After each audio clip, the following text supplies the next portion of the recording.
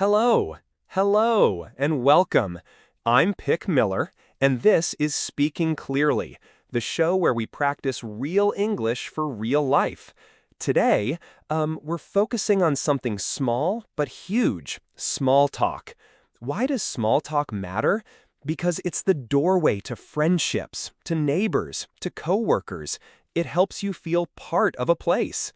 In this episode, we'll go slow, we'll model natural conversation, and we'll break down the language so you can use it yourself. Right, Sarah? Absolutely, Pick. Hi, everyone. I'm Sarah Chen. I moved here a little while ago, and honestly, small talk was one of the hardest parts at first. So I'm really excited to practice this with you and show how simple it can be. Let's do it. Great. Here's how we'll go. First, a quick scene. Imagine meeting someone in a coffee shop. Then we'll walk through openings, talking about daily life, the weather, active listening, and how to finish a conversation politely. After each example, we'll slow things down, explain the phrases, and give practice tips. We'll also point out grammar you can use, like present perfect and simple past, but we won't overcomplicate things. Ready, Sarah? Ready. Let's set the scene. Okay, picture a small local coffee shop. It's late afternoon, soft music, a few people working on laptops. You walk in, see someone you recognize, maybe from your building or a class, and you decide to say hello. We'll play it out slowly. I'll be the newcomer, and Sarah will be the neighbor. Scene: two people meet near the counter. Hi, Pick. Good to see you. How are you? Hey, Sarah. I'm good, thanks. How about you? I'm doing well. Just grabbing a quick coffee. Long day. You? Same here. I actually just finished a class and needed caffeine. Oh, a class. What kind of class? Oh, a language teaching workshop. It was helpful. I learned some new activities for conversation practice. That's great. I've been trying to practice my speaking too. Do you have any tips? Yes, and we'll give a bunch today. But first, let's pause and talk about those opening lines you heard. Hi, Pick. Good to see you. How are you? Is a very common greeting. Notice it's friendly and not too formal. For many listeners, the challenge is, what do I say instead of I'm fine? Right. I used to always say, I'm fine, and then feel stuck. Now I try to add one short detail, like, I'm good, just busy today, or I'm doing well, thanks. How about you? That extra detail gives the other person something to respond to. Exactly. So let's practice a few typical greetings and good natural responses. I'll say the greeting, Sarah will model the response, and then we'll slow it down and explain. Okay. Greeting 1, Hi, how's it going? Greeting 2, Hey, how are you doing? Greeting 3, Good morning, how've you been? Sarah, pick one and respond. Hi, how's it going? Hey, how are you doing? I'm doing pretty well, thanks. I've been busy with work, but it's been good. How about you? Perfect. Notice 3 things. 1, Sarah answered with a short phrase, I'm doing pretty well. That's clear. 2, she added a brief detail, busy with work. 3, she asked back, how about you? That's the polite return question. Those 3 moves keep the conversation balanced. And if you're not doing well, it's okay to be honest, but short. Not great today. Got a bit of a headache. Then you can move the conversation. Or, if you prefer, say, I'm okay, thanks, and redirect with a question. How about you? Both are fine. Good point. Now let's practice some natural follow-up questions that are easy to use. These are the tools that help a short greeting become a real conversation.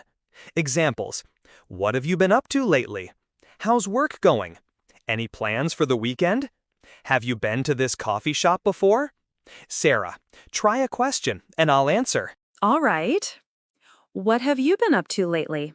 I've been preparing lessons and meeting with a small study group. We've been practicing pronunciation and role plays. Notice I said, I've been preparing. That's present perfect continuous.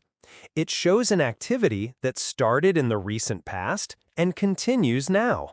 Can you say the same idea in simple past? I prepared lessons and I met with a study group. That sounds like two separate events, completed actions. Present perfect, I've been preparing, connects to the present. Simple past, I prepared, is more like telling a story about finished things.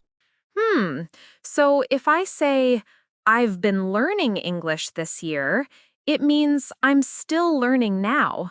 But if I say, I learned English last year, that sounds finished. Exactly. For small talk, present perfect is great when you want to show ongoing activity without long explanations. I've been working a lot lately. Simple past is good for events. I saw a great movie yesterday. Use whichever fits what you want to share. Okay, can we do an example where I ask about the weekend and you answer using both tenses? Sure. Question: what did you do over the weekend? Answer using simple past: I visited my parents and we cooked dinner together. Answer using present perfect: I've spent most weekends this month visiting family. The first one tells a specific event. The second connects multiple recent weekends to now. Got it. That's really helpful. Great. Let's move to a classic small talk topic, the weather. It sounds simple, but it's a powerful way to bridge to other topics. We'll model a short weather exchange and then expand it. All right, I'll start. It's been so cold lately, hasn't it? Yes, it's really chilly. I had to bring out my winter coat again. Oh, wow. Have you been finding it hard to get outside? A little bit, but I still go for a walk in the morning. It helps wake me up. Perfect. Notice how we use the weather comment to move into daily routines. I had to bring out my winter coat again, and I go for a walk. That's the trick. Use weather to bridge into something else.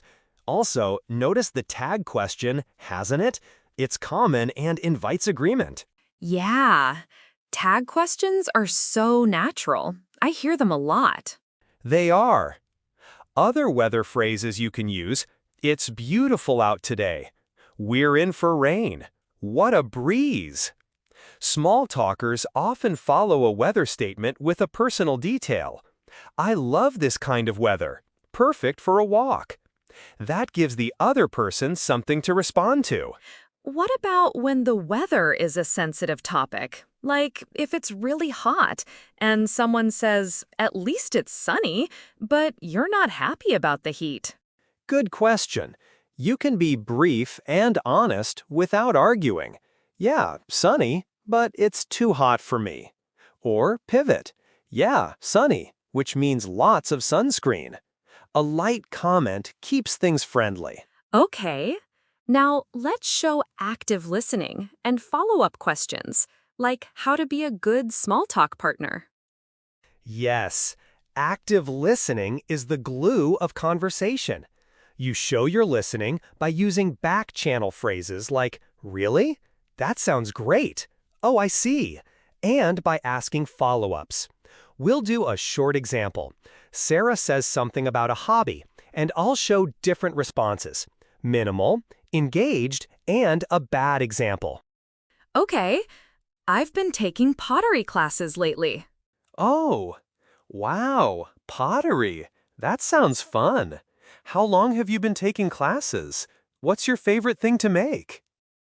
Yes, the engaged response feels warmer. Also, the questions are open. How long? What's your favorite? They need more than yes/no answers. Exactly. Open questions are key.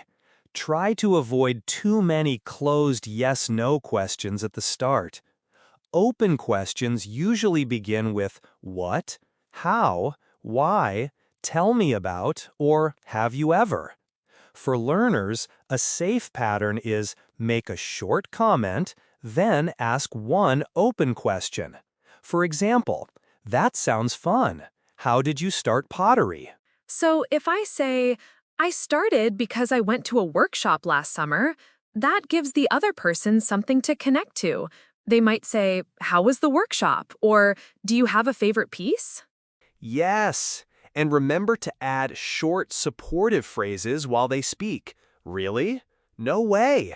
That's lovely. I see. Those are back-channel cues, and they make the speaker feel heard. Let's try a slightly longer scene. We'll meet again in the park. You tell me about a new hobby, I ask follow-ups, then we close the conversation politely. Great. I'll start. Hi, Sarah. Fancy seeing you here. I've recently started running in the mornings. Sarah? Oh, really? That's great. How long have you been running? Are you training for something? You? I've been running for about 2 months now. No race yet, just trying to be consistent. Sarah? That's smart. I tried running once. I could only do 15 minutes. Any tips for beginners? You? Sure. Start with short intervals, run for 1 minute, walk for 2, and build slowly. And make it social if you can. Running with someone helps a lot. Sarah? I might try that. Thanks for the tip, Pick. Hey, I have to go pick up a package. It was nice talking. Let's catch up next week? Definitely. Same time? Yes, same time. Bye. Bye, Sarah. Take care. That was a short, natural conversation. Notice the polite closing. It was nice talking, and let's catch up next week. Create a friendly wrap-up without awkwardness. Sometimes I worry about being too forward when I say, let's meet next week. Is that okay? Good question. It depends on tone and context. Let's catch up next week, said casually, is fine, especially if you already feel connected. If you're unsure, a softer option is, if you're free next week, it would be nice to meet again. That gives the other person space. So you can be polite and not pushy. I like that. Now, Pick, can we go over some common closing phrases that people use? Yes. Closing phrases are short and polite. Examples. It was great talking to you. I should get going. I'll let you get back to it. See you around. Take care. You can add a next step if you want. Let's grab coffee soon, or I'll send you that link. Keep it short and friendly. What about saying goodbye on the phone or in text? Is it different? Slightly. On the phone, okay, I'll let you go. Talk soon. In text, great chatting. Let's talk soon. Or, thanks for the chat. Have a great day. The tone matters more than the exact words. Let's pause and do a short vocabulary and phrase breakdown. Pick, could you highlight the key phrases we've used and explain when to use them? Sure. I'll list a few phrases and give brief notes. How's it going? Casual greeting. Use with people you see often. How have you been? Use when you haven't seen someone in a while. I'm doing pretty well, thanks. A natural way to respond. What have you been up to lately? Open question for recent activities. I've been, present perfect continuous, used to show ongoing actions that affect to present. I did, simple past, used for completed events. That sounds great. Really? No way. Back channel phrases to show interest. It was nice talking to you. I should get going. Polite closings. Each phrase has a place. The key is to match tone and length to the situation. Can we talk about some small fillers and how to use them? For example, when I hesitate, should I use or well? Yes, Fillers are natural. Native speakers use them a lot. Well, you know. These give you a moment to think and also sound conversational. But don't overuse them. A simple strategy: use a short filler, then follow with a clear phrase. Example, I think I prefer coffee in the morning. That sounds normal. What about correcting yourself? If I say something wrong, should I stop and correct it? You can gently correct yourself without stopping the flow. For example, I went to the store yesterday, last weekend. Or, I've been there a few times, once last month. Small corrections are fine. If it doesn't matter, sometimes it's okay to leave it and move on. Let's include a short practice exercise for listeners. Maybe 3 exercises they can do alone or with a friend. Good idea. Exercise 1. Role-play greetings. Practice 3 different openings and 3 different responses. Use 1 extra detail in each response. Exercise 2. Weather bridge. Make a weather comment and then add a personal detail or question. For example, "It's rainy today. Perfect for reading. Have you read anything good lately?" Exercise 3. Active listener. With a partner, have one person talk for 1 minute about a hobby. The listener must use at least 3 back-channel phrases and ask 2 open questions. Try each exercise slowly and record yourself if possible. Listening back helps you notice rhythm and natural pauses. I'll add one more. Daily habit drill. Every day for a week, say 1 true sentence about your day using either present perfect or simple past. Example, I have been cooking more this month.